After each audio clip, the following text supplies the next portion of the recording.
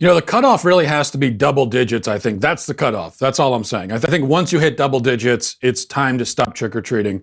Get off my porch and find a job at that point. Once you get to 10 years old. Now, I was out with my kids last night, and there were these teenagers hitting the same houses that we were hitting, and there were a few houses ahead of us. They had no costumes. They were just putting their candy into their book bags. It looked like they just got home from school and they just decided to, on the way home, might as well hit a couple houses and get some candy. And all I'm saying is at least put some effort into it. A 16-year-old not in a costume going up to a house on Halloween and taking candy. It's like if a 5-year-old was invited to his kindergarten friend's birthday and the 5-year-old, 16-year-old brother showed up at the party right when the cake was being cut, had some cake, and left. It's like, it's not really for you, but if you are gonna come, you should participate in the whole thing. And so, in this case, put on a costume, grab one of those pumpkin candy buckets, say trick or treat, the whole 9 yards. People say, oh, well, it's better for teenagers to be trick or treating than out causing trouble. Well, first of all, they can multitask, Second, there is a third option. They could be picking up shifts at the coal mine, okay? Like I did at their age, making themselves useful. So now this is for older kids. If older kids want to trick or treat, they have to wear costumes. But once you're not even a kid anymore, once you're an adult, so at 18 years old, you're too old to trick or treat, obviously. You're also too old to wear costumes. People don't like it when I say this, but adults should not be wearing costumes. Costumes are for kids. Halloween is for kids. And if you think I'm being a Scrooge, I am. That's kind of my thing. But it's not just that. Let me give you Exhibit A. Look at this from yesterday. This picture here, this is Representative Katie Porter, a Democrat, obviously, at the Capitol yesterday in a Batman costume. She's working at it. She's doing supposedly serious business. Wearing a Batman costume. She looks like a mental patient. This is what happens when adults wear costumes. Just look at that. It's a disgrace. It's an embarrassment. Think about what you're doing. How do you not look at yourself in the mirror before you leave the house and think to yourself, oh my God, I'm an adult dressed like Batman? How does this not cause you to reevaluate not just your outfit for the day, but your whole life? And this is why under my administration, the legal cutoff for costumes will be 18 years old. All violators of this, anyone caught in a costume over the age of 18, will be stuffed into a burlap sack and thrown into the sea. And as I always say, I take no pleasure in handing out those kinds of punishments. It will hurt me more than it will hurt the person being thrown into the ocean. But it's just, we have to have law and order. And this kind of degeneracy simply cannot be tolerated. Now, from one Katie to another, speaking of degeneracy, Katie Hill, that lady that was having sex with her 22-year-old female campaign aide, paying her with campaign funds, and then allegedly also having sex with another staffer, who was also, of course, being paid, this one being paid with tax money. She gave her final speech before Congress yesterday, and she was not wearing a costume. It would have been kind of funny, actually, if she was the one if she was the Katie wearing the Batman costume, giving the speech after resigning because of ethics violations. Now that would be worth it. But no, despite being a disgraced politician resigning over ethics violations, she tried to turn the whole speech into some kind of triumphant feminist moment. Watch this. This is the last speech that I will give from this floor as a member of Congress. I wasn't ready for my time here to come to an end so soon. It's a reality I'm still grappling with, and I will be for a long time to come. The mistakes I made and the people I've hurt that led to this moment will haunt me for the rest of my life, and I have to come to terms with that. Ever since those images first came out, I've barely left my bed. I've ignored all the calls and the texts. I went to the darkest places that a mind can go, and I've shed more tears than I thought were possible. And I'm here today because so many of the people I let down, people close to me, supporters, colleagues, people I've never even met, told me to stand back up, and that despite all of my faults, they still believed in me, and they were still counting on me. And I realized that hiding away and disappearing would be the one unforgivable sin. I am leaving now because of a double standard. I'm leaving because I no longer want to be used as a bargaining chip. I'm leaving because I didn't want to be peddled by papers and blogs and websites used by shameless operatives for the dirtiest gutter politics that I've ever seen, and the right-wing media to drive clicks and expand their audience by distributing intimate photos of me taken without my knowledge, let alone my consent, for the sexual entertainment of millions. I'm leaving because of a misogynistic culture that gleefully consumed my naked pictures, capitalized on my sexuality, and enabled my abusive ex to continue that abuse, this time with the entire country watching. I am leaving because of the thousands of vile, threatening emails, calls, and texts that made me fear for my life and the lives of the people that I care about. I'm leaving because for the sake of my community, my staff, my family, and myself, I can't allow this to continue. Today, as my final act, I voted to move forward with the impeachment of Donald Trump on behalf of the women of the United States of America. We will not stand down. We will not be broken. We will not be silenced. We will rise, and we will make tomorrow better than today. Now, let me ask you, did you notice what was missing from her list of reasons why she was leaving? She's leaving because of misogyny. She's leaving because of double standards. She's leaving because of her ex-husband. She's leaving because of political operatives. She's leaving because of sexism and patriarchy and everything. But she forgot to mention that she's also leaving because she was using her subordinates like sex toys. And that's one little detail that she seemed to have left out. I'm sure unintentionally. She just forgot to mention it. Of course, she's talking about double standards, but the only double standard is the fact that she can get away with making herself out to be persecuted, making herself the victim in this scenario, and the media just goes along with it.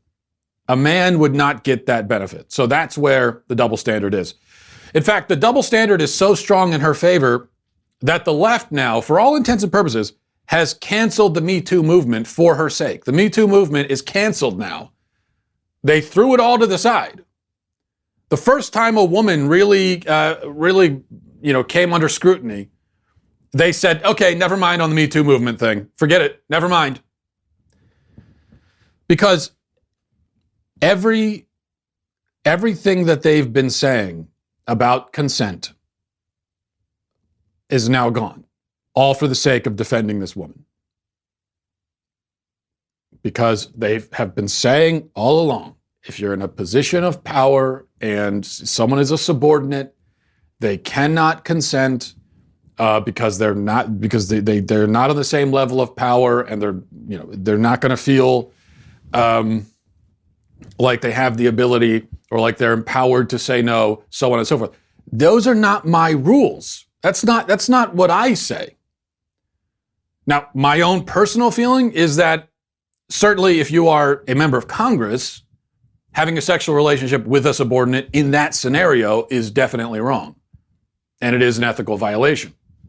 Now, if we weren't talking about Congress and we weren't talking about campaign funds and tax money and everything, and this was just in a private business, and you had someone in a sexual relationship with a subordinate, then it kind of depends. It's sort of situationally based.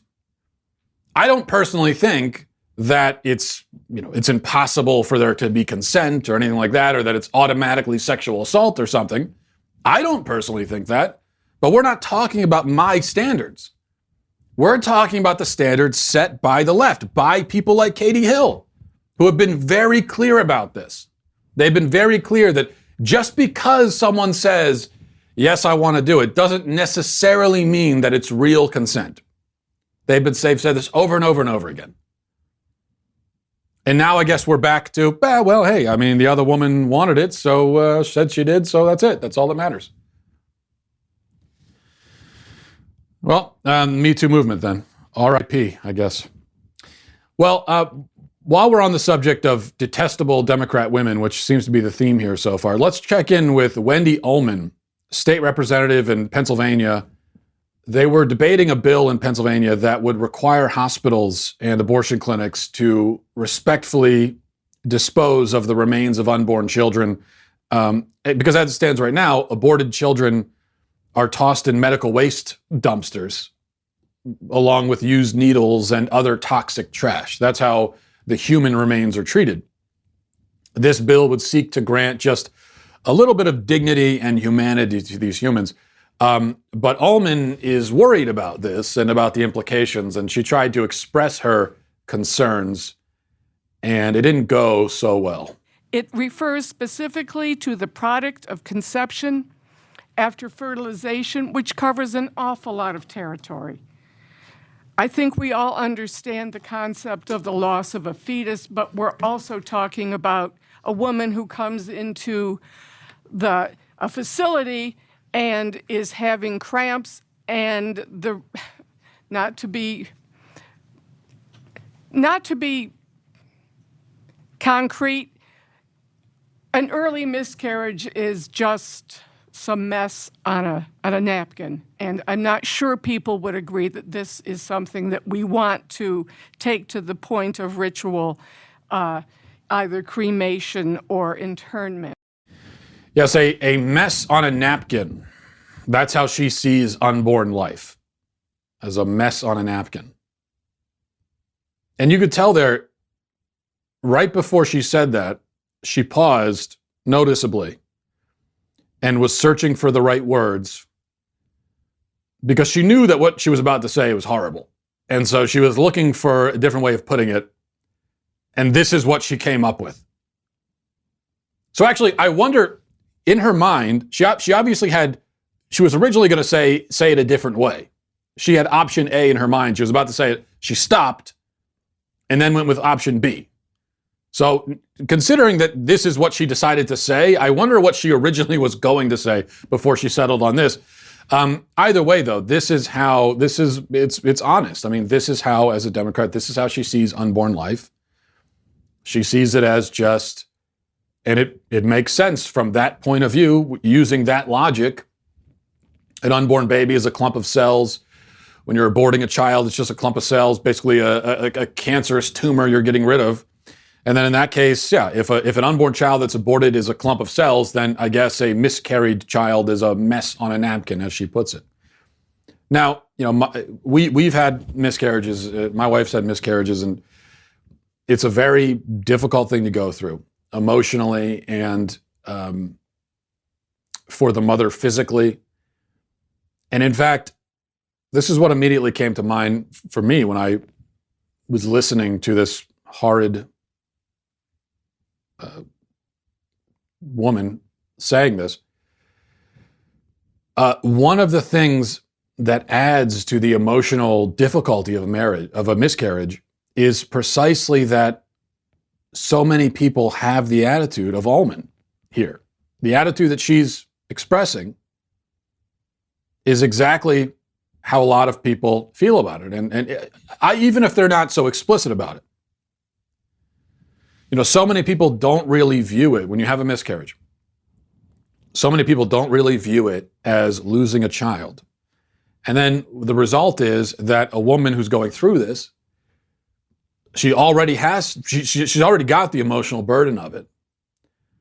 But then on top of it, she feels alone and isolated as she's mourning her miscarriage because society doesn't see it as a big deal.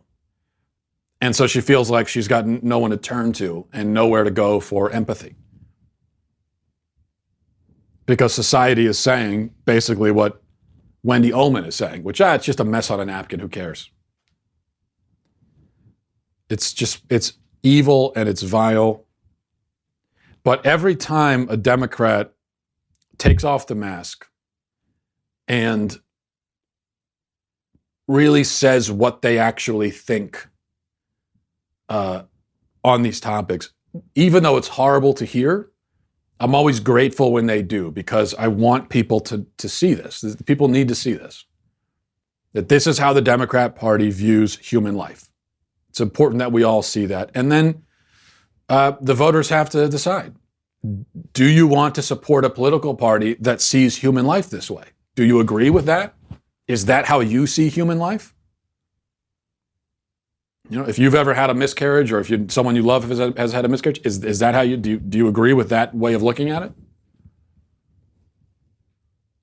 If not, then you have to really evaluate whether you can support a political party that differs with you so dramatically in the way that it fundamentally views human life. And that is a very fundamental issue, isn't it? How we view human life. What is human life? Is it inherently important? Democrat Party says no. If you say yes, then it doesn't mean you have to be a Republican. It just means that I think there's no way you could support these people. Okay, I wanted to mention this case, speaking of vile and evil.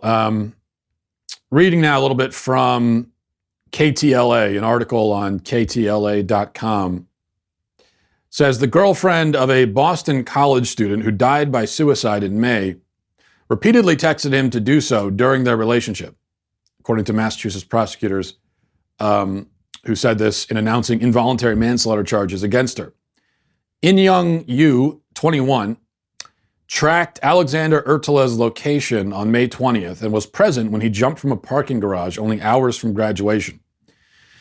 Authorities said Yu, also a student at Boston College, was physically, verbally, and psychologically abusive toward her boyfriend during their 18-month-long relationship. Investigators looked through a trove of text messages the two exchanged, in which Yu allegedly tells Ertela, who was 22 years old, to go kill himself or to go die, and that she, his family, and the world would be better off without him, prosecutors said. The district attorney said Yu is in her native South Korea, and her office is cautiously optimistic that Yu will return to the U.S. voluntarily. They're saying they're going to do what they can to get her back. Skipping ahead a little bit, prosecutors have described a pattern of abuse and manipulation throughout the relationship in which Yu allegedly made demands and threats and exercised total control of Ertela, both mentally and emotionally. She was aware of her boyfriend's depression, they contend. Yu instructed Ertela to kill himself hundreds of times through the more than 47,000 text messages she sent to him. 47,000 text messages she sent in 2 months. Now do the math on that. So that's about 60 days. 47,000 divided by 60. How many text messages a day? How many text messages an hour does that add up to? Rollins said a bill is currently in front of a legislative committee that would make encouragement or assistance of suicide a crime, punishable of up to 5 years in prison. Now this, okay, and they do bring this up. This will bring to mind the case of Michelle Carter a few years ago, who was convicted of involuntary manslaughter for doing the exact same kind of thing, very similar, where she, through text messages over the course of many weeks, was trying to encourage her boyfriend to kill himself.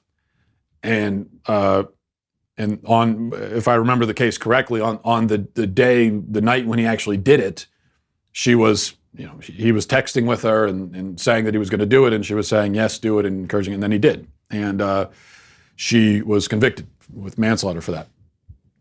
Now, I think there are many different directions you could go with this, with analyzing something like this.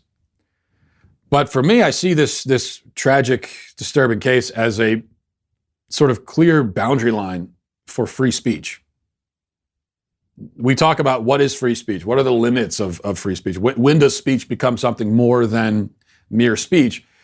And I think that here we see how that works. Because it's clear to me that obviously this woman, this sick, twisted woman, is not covered by free speech. She has committed a crime, if the allegations are true. She has committed a crime and should be punished severely for it. I think she should be punished much more than involuntary manslaughter. There seemed to be a lot more intention behind it than that. Now, even though she didn't, as far as we know, she didn't physically push him over the edge. She didn't physically kill him. She used other methods, and those other methods may mean that her penalty is not as severe as it would have been had she directly killed him, but there still has to be a penalty. The method that she used is not acceptable in a civilized society and shouldn't be. And this is where free speech ends. When you're using speech with the intention of directly and substantially and maliciously harming another person, the malicious part of that is important, because if you're, for example, if you're calling out a politician for something that they've done or said, well, that might harm them politically, might harm their career, but it's not malicious on your part. You're justified in what you're doing. Malicious harm through speech is now in the case of a politician, that would be like if you made up a lie about them to destroy them. Well, then that's not free speech. That's against the law. And this is where the delineation is. And yes, there might be hypothetical cases where it's harder to discern the nuances and distinguish between whether it's free speech or not. And you're always going to have those hard cases. But in broad strokes, generally speaking, there is a clear distinction here. And it is relatively easy to tell the difference, generally speaking, between these things. Now, some people have, and this is my point, some people have tried to make free speech into this very complicated, ambiguous thing. And the people who do that, they're doing it for a reason, because it benefits them. And usually these are people who really don't like free speech.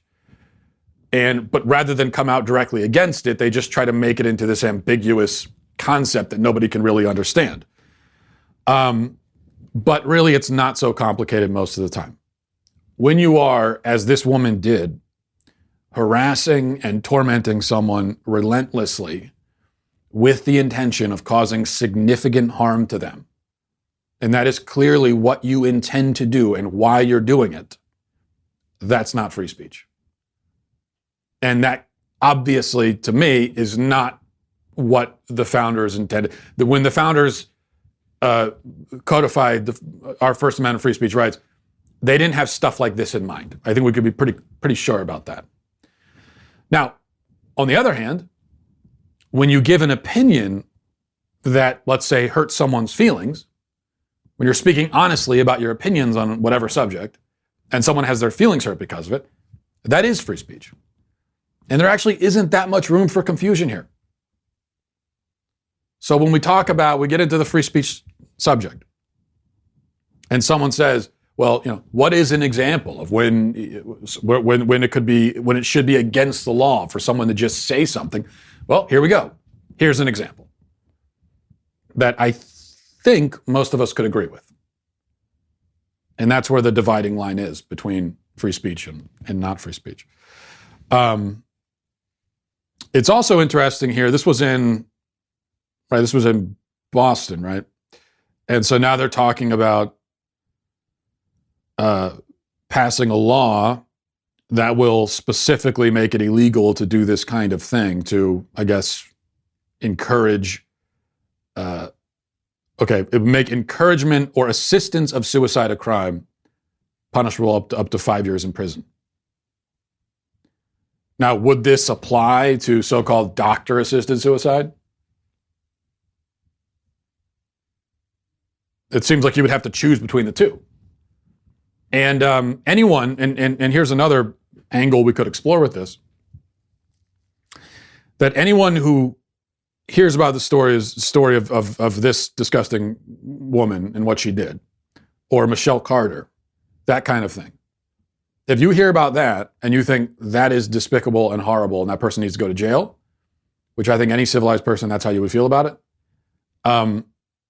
then you should also be against assisted suicide in every circumstance, including doctor-assisted suicide. Because I imagine there are a lot of people, and there's kind of a cognitive dissonance here. I imagine there are probably a lot of people who think that doctor-assisted suicide is okay, but would hear about a case like this and think that's horrible, must be against the law. Now, obviously, there is a difference between the cases that you could point to. There are several differences. There's no doctor involved. This was you could say manipulative and all of that. But the fact is, it's a question in society. If someone is depressed, if someone is going through a difficult time, should we encourage and help facilitate their suicide or not? And I would say not. The right and moral and ethical and civilized thing to do is to help them to get them treatment. And our message always has to be, your life is worth living. And if that's going to be our message, if that's how we should approach, this issue, then I think you can't have so-called doctor-assisted suicide, or this. I think both of them go out the window.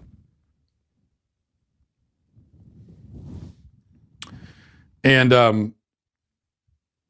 the people who would say, well, it's different because you got a doctor involved. Getting a doctor involved in many ways makes it worse, because it's a total perversion of medicine.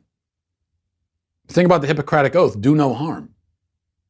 Medicine is supposed to be about treating disease, helping people, treating people, curing people, making them healthier.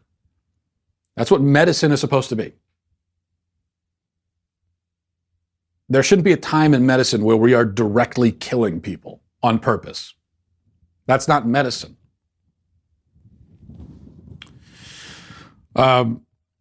All right, let's move on to emails. MattWalshShow@gmail.com, MattWalshShow@gmail.com. This is from, let's see here.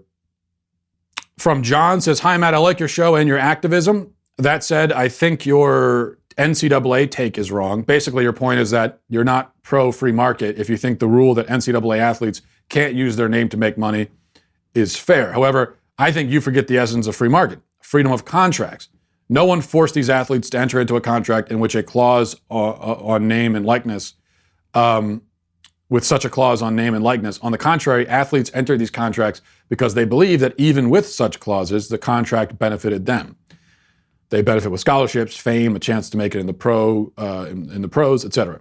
Now, you might think that the deal is unfair, that the NCAA makes too much money and that the athletes make too little, but that's irrelevant. The athletes in a free market environment use their freedom of contracts to enter into these agreements because they believe that they end up better off with the agreement than without. They got what they bargained for in a free market environment. To the contrary, if you pass a law or a court decision saying that the athletes cannot contractually waive their rights to use their name and likeness, you are going against free market the same way a minimum wage law would. This is exactly like a minimum wage because you would be saying, no, even if you want to, you cannot legally go below this threshold. But what if I'm starting to work and I'm willing to work for $5 an hour? No, you can't. What if I'm willing to waive my right to use my name to get a scholarship, to get into the NCAA and get a scholarship? No, you can't. It's the same thing. Of course, from the free market perspective, it's totally fine if the NCAA decide on its own or after bargaining with the athletes to let them use their name. Yeah, well, that's what you said at the end there is kind of the crux of it, because what we talked about a few days ago was the NCAA was deciding that they were going to allow athletes, and they didn't get into specifics yet as far as I know, so there's a lot that has to be hashed out here, but the basic broad stroke here is that they are going to allow athletes to profit off of their name and image. And then you have the government coming in and saying, or at least one politician coming in and saying he's going to propose a law that would penalize students who take advantage of that and decide to profit off of their name and image. So that, I assume you would agree, is anti-free market, where now you've got a contract between the NCAA and these athletes, and then you've got the government coming in and saying, no, we don't like that, and so we're going to punish you for it. That obviously is not free market.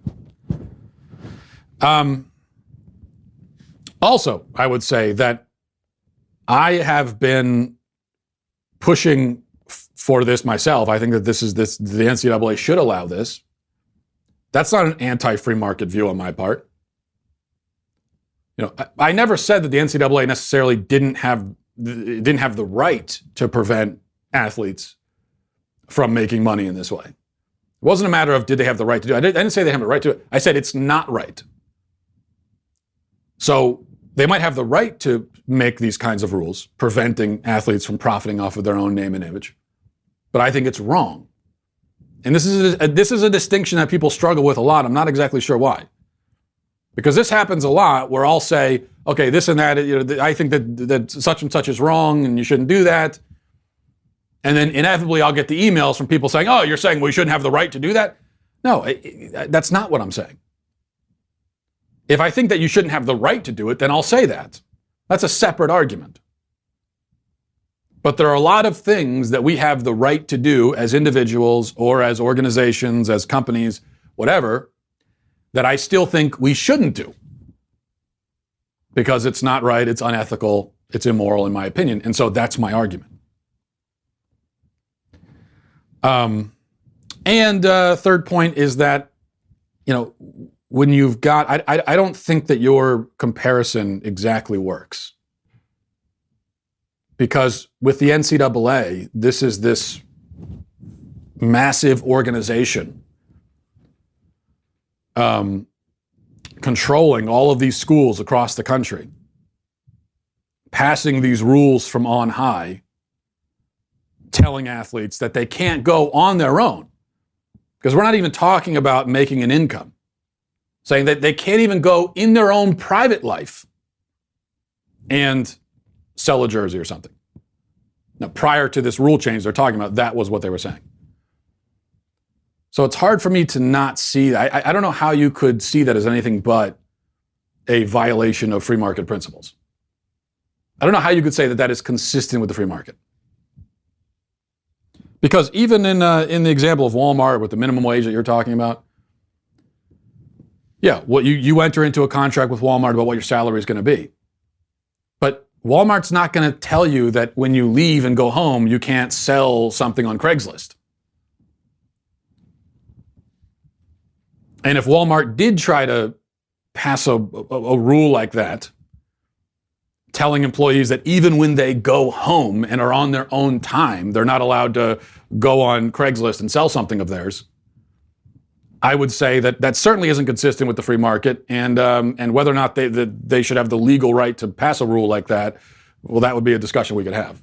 But there's certainly a question about whether or not they would. This is from Leslie. Says, "Hi Matt, I do the grocery shopping every week for my family. I have to go during school hours, so I don't have to drag around little humans that hang off my buggy and dabble in petty thievery. I tend to go late mornings to try to miss restocking so I can rush through and tackle my list. But lately there seems to be a recurring issue of larger humans standing in the middle of the aisles, texting on their phone and looking annoyed when I say excuse me to try to get around them. During your dictatorship, would you please summon these people immediately to an American gladiator-style demise with those big Q-tip-looking bats and a vat of alligators? Thank you in advance for your ruling." Leslie, you have identified one of the great threats to human civilization that we face, and not just in supermarkets, but everywhere. People who stand in walking aisles, walking lanes, aisles, sidewalks, clogging up foot traffic, people who walk too slow, people who stand in the walking path of those moving walkways at the airport where there's supposed to be one side you stand, one side you walk, but there are people who stand in the walking aisle. It's an epidemic, I agree, it's chaos. As for the penalty under my regime, I like how I like your thought process. I like the creativity, but here's my thought. Anyone who blocks an aisle or stands when they should be walking or walks too slow will have their legs amputated. Because if you aren't going to use them, then you lose them. That's the basic principle here. And by the way, that principle will also apply to people who don't make sufficient use of their brains as well. Use it or lose it is going to be the rule under my regime. This is from Andrew. Says, why do people think an impeachment is good for Trump? I'm seeing all over Twitter mid-level conservative figures declare that what the House is doing is an automatic win for Trump in 2020. Is that really the case? Well, the only way that it's bad for Trump is if he actually gets thrown out of office, which isn't going to happen. So the problem for Democrats is that there really, as far as I can tell, there really isn't anything for them to gain from this, politically speaking. The anti-Trump voters who love the impeachment stuff, well, they're going to vote for Democrats regardless. The Democrats didn't need to do this to win the votes of the rabidly anti-Trump voters, because they're going to vote against Trump no matter what the Democrats do. The issue then is how does it play with people who are in the middle and people who are center-right? The people who are in the middle or center-right and don't really like Trump and are kind of sick of his whole act and could be convinced to vote against him, but are concerned about the extremism and the craziness on the left. The question is, now, the Democrats, they need to win a good chunk of those voters. The question is, this impeachment pageant, is it going to help them win those people, or is it more likely to alienate those people? And I would say almost certainly the latter. This is from Rebecca. Says, Matt, what are your thoughts on Q? Well, Rebecca, I was trying to figure out when I read this email, What are your thoughts on Q? You didn't stipulate what exactly you're referring to. So you could be asking for my general thoughts on the letter Q, and as far as that goes, I'm a fan of the letter. I don't think it's a top 5 member of the alphabet, but it's not bad. You could be asking me about the whole QAnon thing, and as for that, I don't believe any of that because I'm not a moron. Or you could be asking me about the Q source, which is the hypothetical source Matthew and Luke used to write their Gospels. And as the theory goes, Matthew and Luke based their Gospel accounts on Mark, but they also had a second source, which would have been a collection of Jesus's sayings without any narrative, so sort of like the apocryphal Gospel of Thomas.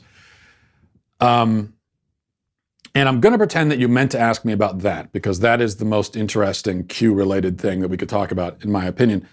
And no, I'm not a proponent of the Q theory. I think inventing a hypothetical gospel that nobody has ever seen is sort of absurd and far too complicated when there are simpler, more logical explanations. So it's clear that Matthew and Luke, Matthew, Mark, and Luke are the synoptic gospels, of course. We call them synoptic because they're so similar. It's clear that they did use Mark as a source because, and we know that because they repeat Mark almost verbatim at many different places in their accounts. So there's just no reasonable way to explain the similarities other than they used Mark. And besides, in the preamble to Luke's gospel, he says that he consulted other sources, and so it makes sense that he would have consulted an earlier gospel like Mark. Although he doesn't specifically say Mark, that does make sense. The issue, though, and where people get this Q thing from, is that while Matthew and Luke repeat Mark verbatim at various points, they also mirror each other verbatim at other points, but not Mark.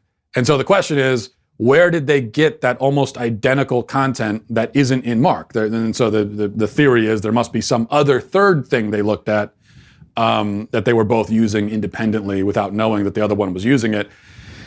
And but my thing is, why couldn't it have been like this?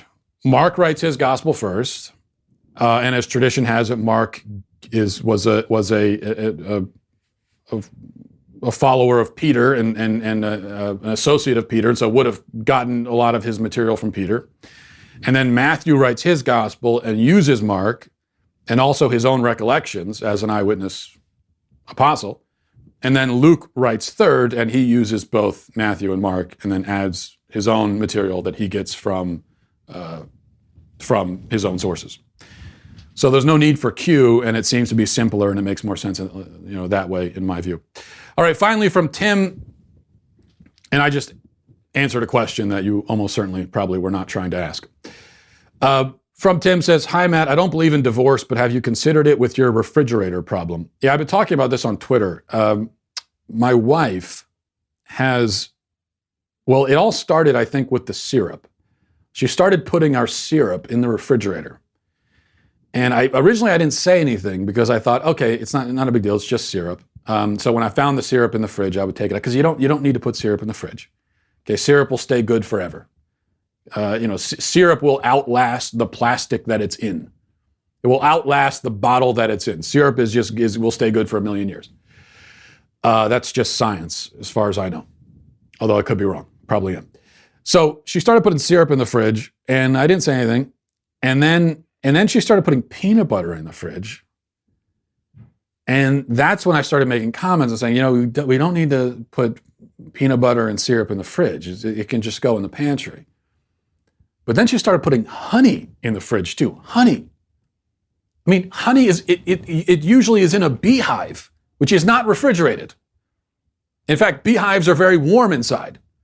Bees keep hives warm, even in the wintertime, because with the vibration of their bodies, they heat up the inside of the hive so that it's at like 98 degrees inside the hive. Tried to explain this to my wife. She didn't care. So now we've got honey, syrup, and peanut butter going in the fridge. And every time I see it, I take it out and put it in the pantry. And then she puts it back in the fridge, and we got chaos going on.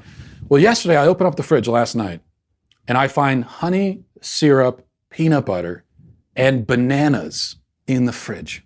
She is now putting bananas in the refrigerator. Bananas are tropical fruits. You get them in the jungle. They don't need to be in a refrigerator. There's no refrigeration in the jungle. And you know what happened? I tried to talk to my wife about this calmly.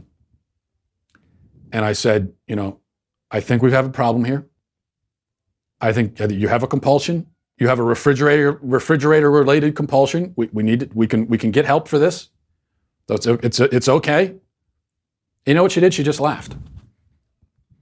Refrigerator abuse is not a laughing matter. I don't know where it's going to end. All of our kitchen items are going to end up in the refrigerator. She's going to start putting like the toaster in the refrigerator. But as I've been talking about this on Twitter, I've discovered that a lot of people out there are dealing with similar problems in their home, where they've got one spouse or the other who thinks that everything should be refrigerated. And so this is an unspoken issue in America that I'm glad that I could bring this conversation to the forefront, because we need to talk about it. A refrigerator is an important and powerful tool. It has specific uses, and to abuse it in this way is dangerous and offensive to me on a personal level. And we'll leave it there. Thanks everybody for watching. Have a great weekend. Godspeed.